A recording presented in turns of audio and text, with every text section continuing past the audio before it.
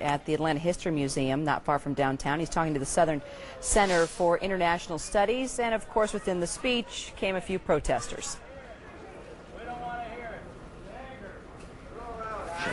And so I would like to ask you to be upfront with the American people. Why did you lie to get us into a war that was not necessary and that has caused these kinds of casualties? Why? Well, first of all, I haven't lied.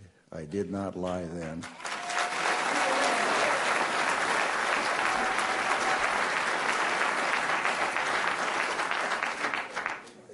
Colin Powell didn't lie. He spent weeks and weeks with the Central Intelligence Agency people and prepared a presentation that I know he believed was accurate. And he presented that to the United Nations. The president spent weeks and weeks with the Central Intelligence people. And he went to the American people and made a presentation. I'm not in the intelligence business. They gave the world their honest opinion. It appears that there were not weapons of mass destruction there. You said you knew where they were. I did not. I said I knew where suspect sites were, and we were just... You said you knew where they were, near Tikrit, near Baghdad, and northeast, south, and west of there. Those are your words. My words were that... No. Wait a minute. Let him stay 1 second. Just a second. This is America, huh?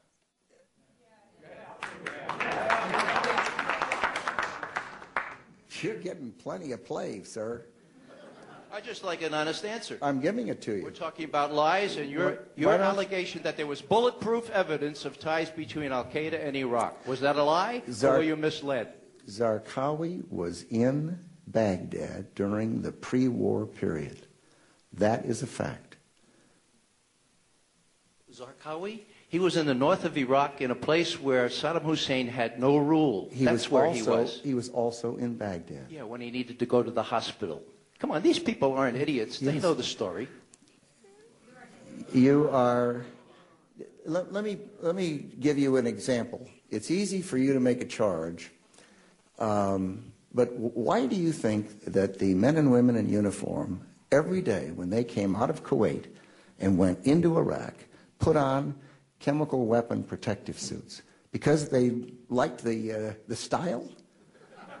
They honestly believed that there were chemical weapons. Saddam Hussein had used chemical weapons on his own people previously. He'd used them on his neighbor, the Iranians, and they believed he had those weapons. We believed he had those weapons. That's what we call a non sequitur. It doesn't matter what the troops believe. It matters what you believe. I think, Mr. Secretary, the debate is over. We have other questions. Okay. Courtesy to the audience.